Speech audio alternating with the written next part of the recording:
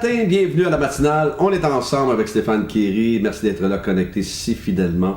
Alors, c'est toujours une joie de vous voir pour partager, prier, louer ensemble. Alors, dites-moi d'où vous êtes, le pays, la ville. Envoyez-moi vos sujets de prière sur les infos qui apparaissent maintenant au bas de l'écran. Et bien sûr, on va démarrer avec ce merveilleux chant « Tu es ma force ». Mais je veux remercier quand même Ronish, je pense à Ronish qui met en ligne ces matinales-là. Et il m'a proposé dernièrement, Stéphane, si tu veux, je vais mettre, si vous voyez maintenant apparaître les titres, c'est encore plus joli avec le fond blanc et tout ça, et les titres et les versets. Eh bien, c'est Ronish qui fait ce beau travail-là. Et alors, on le remercie, on l'applaudit. Ronish, thumbs up. Merci encore, on peut le remercier. Et on va démarrer avec Tu es ma force, comme je l'ai mentionné. La petite flèche, le petit chapeau pour les paroles de ce matin. Tu es ma force, incomparable, incomparable. Tu viens à moi, tu es l'espoir, incomparable,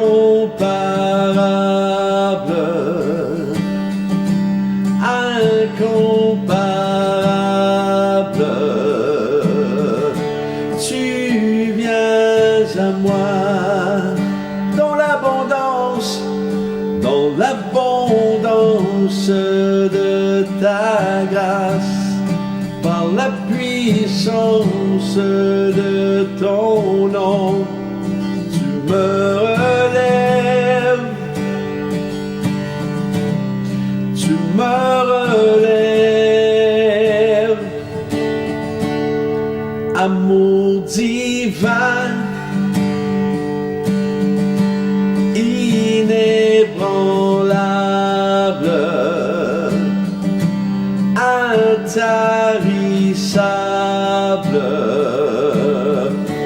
Tu viens à moi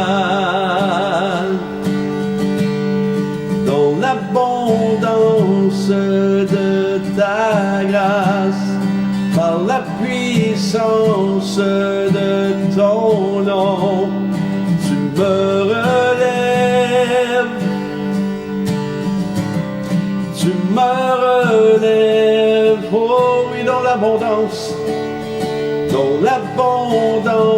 de ta grâce, par la puissance de ton nom. Tu me relèves, tu me relèves,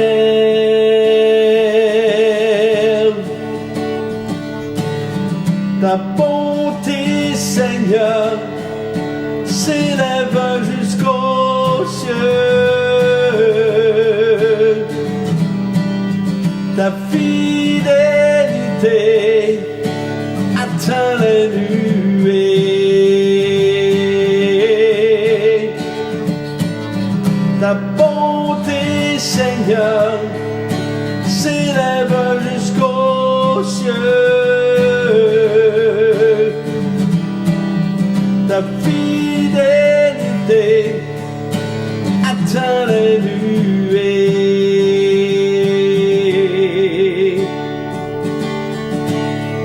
Tu es ma force, incomparable,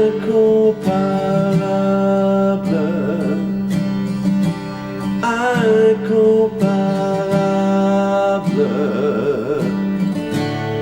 Tu viens à moi. Oh oui, notre force. Le thème de ce matin, dans ce monde, vous aurez des troubles. Oh, quel beau sujet ce matin. Quel tellement encourageant, Pasteur Steph. Oui, on va lire ensemble dans Jean, chapitre 16, verset 33. « Je vous ai dit cela, afin que vous ayez la paix en moi. Vous aurez à souffrir dans le monde, mais prenez courage, moi j'ai vaincu le monde. » Wow! Quelle parole encourageante ce matin. Merci Seigneur pour cette parole honnête. Nous aurions aimé que Jésus nous dise prenez courage, je vais vous donner les 10 clés pour une vie facile et paisible. Mais non, vous aurez des troubles, des tribulations, des souffrances. Seigneur, est-ce qu'il y a une autre option? Est-ce qu'il y a d'autres options au pluriel? Vous savez, pour une majorité, le ciel, c'est un plan B. Pourquoi? Parce qu'ils mettent toute leur énergie dans ce que ce monde peut leur apporter et finalement, ils sombrent avec le temps dans le désespoir, dans l'amertume et l'abandon parce que finalement, les jouets de ce monde n'ont pas suffi. Oh, Christ seul me suffit, n'est-ce pas? Alors, c'est malheureux d'être obligé d'apprendre, comme on dit, à la manière dure. Vous savez, il est écrit, justement, dans Deutéronome 8, versets 2 et 3, « Souviens-toi de tout le chemin que l'Éternel, ton Dieu, t'a fait faire pendant ces 40 années dans le désert. Il voulait t'humilier et te mettre à l'épreuve pour connaître les dispositions de ton cœur et savoir si tu respecterais ou non ses commandements. Il t'a humilié, il t'a fait connaître la faim, il t'a nourri de la manne et que tu ne connaissais pas et que tes ancêtres non plus n'avaient pas connu, afin de t'apprendre que l'homme ne vit pas de pain seulement, mais de tout ce qui sort de la bouche de l'Éternel. Ça, vous pouvez le retrouver aussi dans Matthieu 4.4, ce verset-là.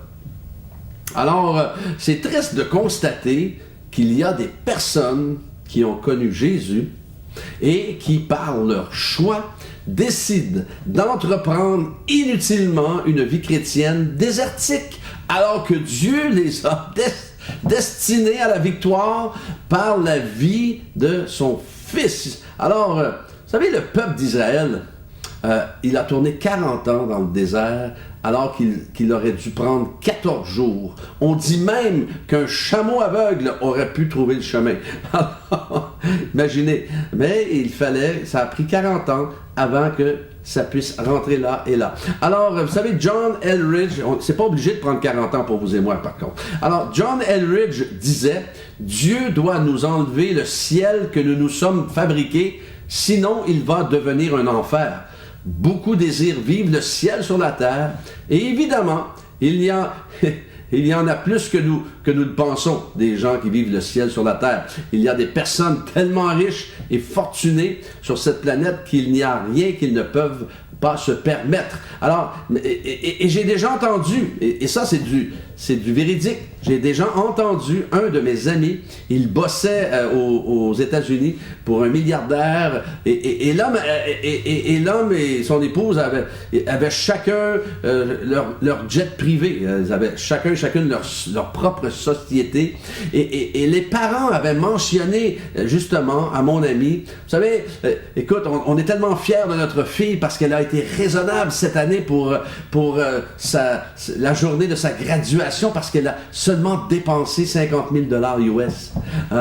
Alors, ouais. OK, imaginez, c'est plus que le salaire annuel de bien des gens et elle a dépensé cette somme en une journée.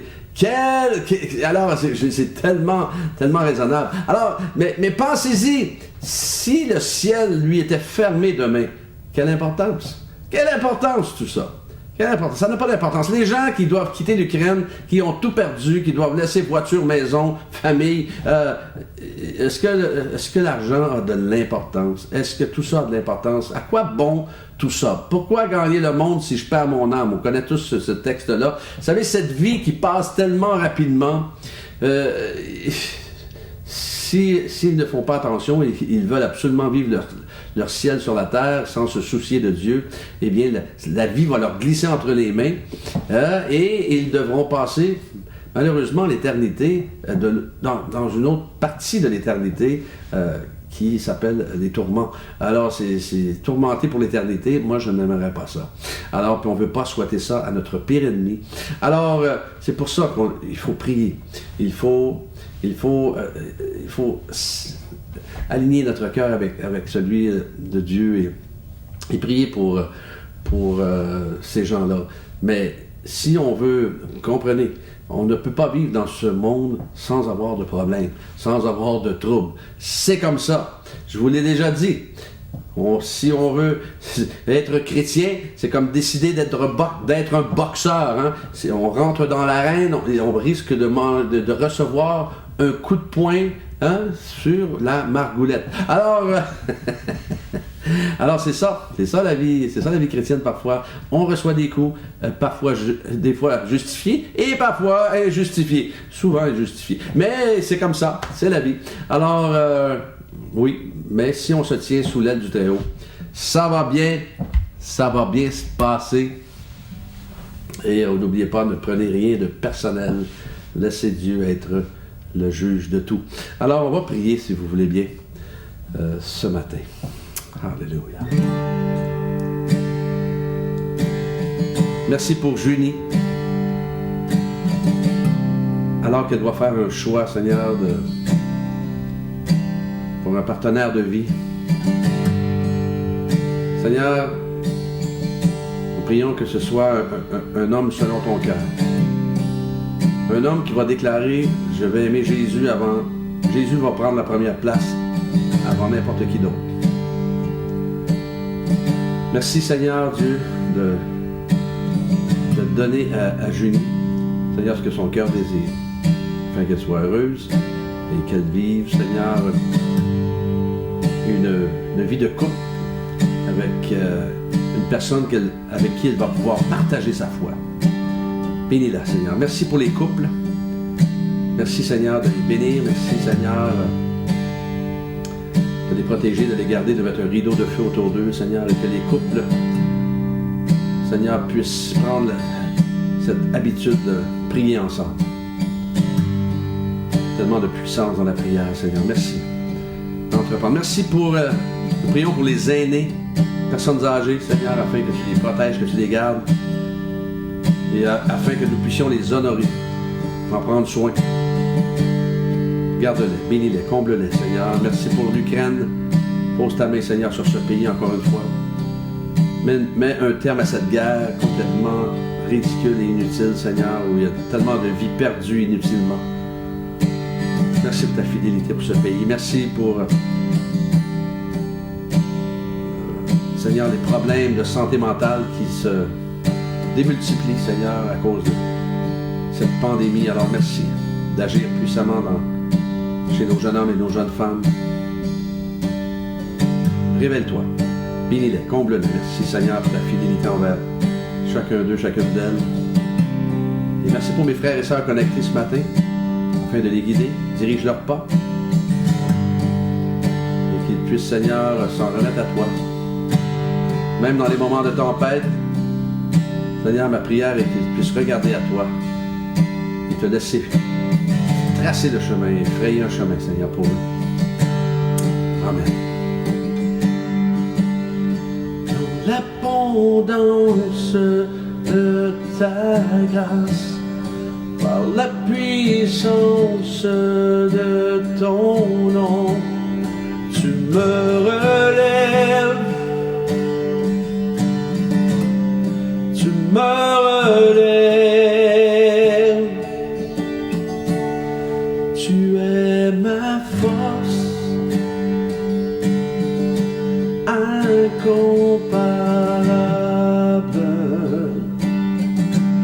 incomparable,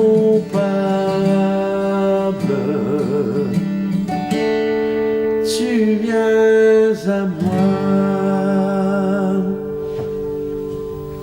Oui, passez une excellente journée bénie, que Dieu vous accompagne. Demain matin, Dieu vous là. On est ensemble.